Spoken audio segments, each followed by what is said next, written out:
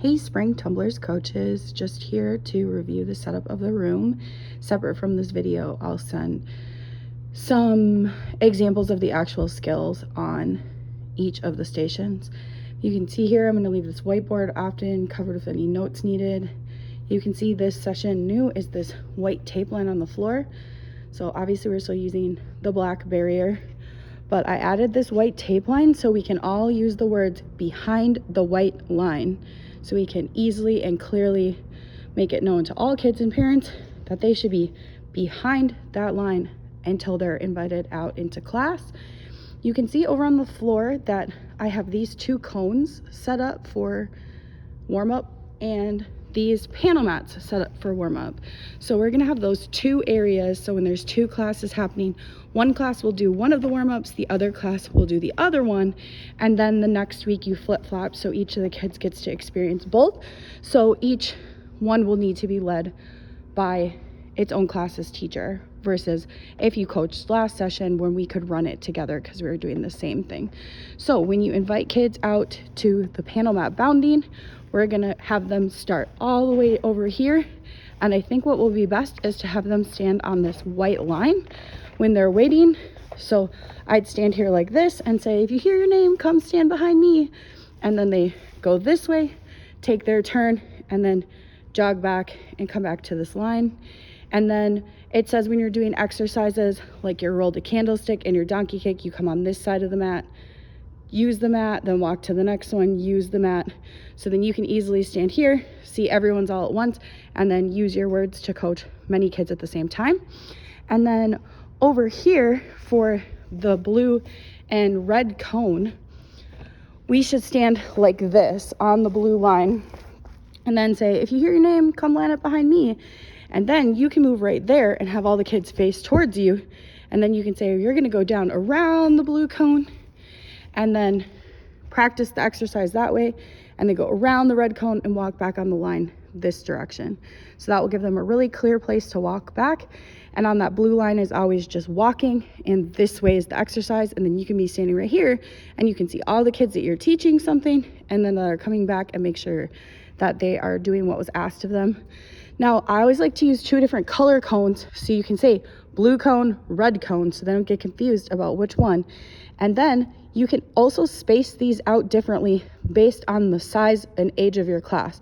So for some of the exercises, all the way to that red cone for a 5-year-old might be kind of far. So you can always pull it a little bit closer if it's taking them too long. And then I don't want to put it too close to the end of the white line either, because if they're moving kind of fast, some kids, it takes them a couple feet to slow down. So that's why I didn't put it very close to the white line, because I don't want a kid feeling like they're gonna fall off the floor. Also with the panel mats, if you're really having a tough 5 and 6-year-old class getting across all those mats, feel free to just push a mat and flip it up against the wall and not use all of them. Do whatever serves your class the best. There's no really rhyme or reason to exactly how many mats we're using, other than that we just fit in as many as we could. But for some classes, jumping up and down those mats a lot of times is really challenging, especially if you have a smaller group and they're really tired. So feel free to ditch any mats as you need to. Then I also set this up on the end because I'm assuming we're gonna need to spot a lot of bridges here, because some kids don't even know how to do a bridge and we're gonna need to spot that. And I put it on the end so that you can see all the stations in front of you this way. If that station's in the middle, then there's always kids behind you, which gets hard. And this is also the station where you can help kids on a kickover or a back bend if that fits them better, and we can cover that separately in your training. And then both the forward roll station, where the cheese mat is now, and where the cartwheel is, you might need to pull a mat over from bounding. So jumping up to that cheese mat from the carpet for a forward roll is really challenging for some kids, and others it's not challenging at all. But if it is hard, then you can put a panel mat right there for them to stand on to make that not such a high jump. So you can just pull one over from the other side. And then The maroon mats is where it says to do a cartwheel in the negative space, which means in between these two mats on the blue. So you see, this is kind of like a fake beam here, a really wide beam, but that's where we're asking them to practice their cartwheel. And some kids just can't do a cartwheel on the flat ground yet. So it says to have a panel mat nearby if they need to do a cartwheel over a panel mat. So you can just grab one of these and put it out in this kind of open space here, and then let them do a cartwheel over the mat as needed, because for some kids, that's the stage that they're at and they really need to be going over something instead of on the flat ground.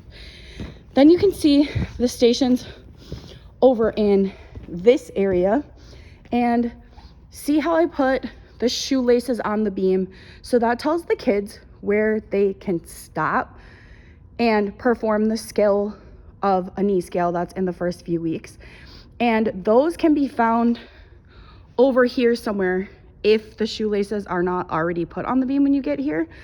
This is the place I placed the pit blocks, and if you notice, I put little squares on the ground next to the beam for those weeks where maybe we're asking them to do something different, so we can use that as a bit of a marker or where to put the pit blocks. And I also put these X's on the ground for where to wait for this beam, and put these X's on the ground as where to wait for this bar. Some weeks, if there's a station also then on this wall, I exemplified where to put dots way back here, so that if somebody comes off the wall, like they wall walker up and fall off, to show that we want them way back here, but that if they're standing over here or over there, that they might get kicked by that station. And then I also showed then how if we were also using this bar at the same time, that you would put dots back here. So anytime you're telling kids how to stand and wait, you want to be very specific and give them somewhere exactly to put their feet, but also try to have them as far away from others that are waiting as possible, so that they do not get in each other's space. So this show is showing right now set up for 5 stations, but not all of those are in this first session. I just wanted to show how this could be set up with strategic places to stand as needed and keep them spaced out as they need to. There's also sometimes in the lesson plan where it says have an additional spot set up for kids that can already do this or who might be too tall for that. So I just wanted to show you kind of how things could move in this area to fit their needs. All right. In this area of the floor, I showed standing on the blue line waiting for your station, because I think that'll be more effective than dots. This is a puddle jumper. If you first teach them to go back and forth both sides, then reach up to a start position, put your hands nice and still, and go over in a straddle or 1 foot at a time. And then the next step would be to go start position and try to feel that rhythm of the cartwheel all the way over and reaching your feet as vertical as you can, and then finishing in that lunge. And then next is the cartwheel in the negative space, so getting ready to work on getting it as straight as we can. So that's kind of the evolution of how you should be looking for kids' progress on their cartwheel, and see which step they're at, take them to the next one. Here, we're going to put the foamy in between our legs to work on keeping our feet side by side on our forward roll. So that's the goal, is to do it from right there. And if they can't jump that high, you can bring the panel mat over as a helper. Making it even easier would be standing up on the cheese mat, and making it harder, you could have them do the first one down the cheese mat and then do another one on the flat ground. The next station over is the goal of a kick to handstand flat back. So they're waiting back on the blue line. This would be step number 1, the donkey kick. Both feet at the same time, jump as high as you can. Then reach your favorite foot in front and arms up tall, and reach one foot as high as you can, but leave the other one by the ground. After you master that, then you'd want to try to touch your feet together. After that, you'd move one foot up onto the mat, reach as close as you can to the pit pillow, and then try to handstand and then flat back. Then this is the beam area for knee scales. So there's our straddle sit, tuck your toes up behind you, push up to your knees, and then you can see how I stop at each shoelace. Doesn't matter exactly where, it just gives them a goal to get to before they try another one. Count 1, 2, 3. Notice how I do one leg and then the other leg, the third one, whichever one they end up on is fine. But notice how my arms look like I'm doing a kick to handstand. So if I'm not comfortable with my arms like that on kneeling, then I wouldn't be ready to kick to a handstand. And this is really an introduction to a letter T that you guys have done as high schoolers, where you're standing up on a straight base leg and then reaching into that handstand. Now watch it push up to my feet. Then we need to teach them the word dismount. That's how you get off of the beam.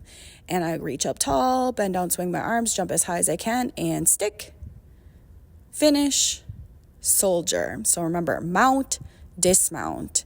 Over here, I'm standing on the white dot. I'm going to tuck jump over each pit block. The specific foot positions and arm positions is really not that important. I chose to show reaching up and swinging down and up because that's what I would do on a long jump or a block jump, which most of them haven't learned yet. And then you just want to be coaching to keep their feet doing over at the same time and trying to get their knees as high as their belly button, and then walking back on the white floor over back to wait on the X for their next turn. There, I'm on the dot. I'm going to walk up. Some kids will need the higher blocks or some of the lower blocks and then reach over to the center and hang down low. Obviously, my feet touch the floor, but I'm still doing the exercise. I'm still using the same muscles. And I want you to picture after this a monkey flip or a pullover. If they can't pull their feet off the ground, then they can't do those skills anyways. Then make sure to tell them how to safely dismount the bar.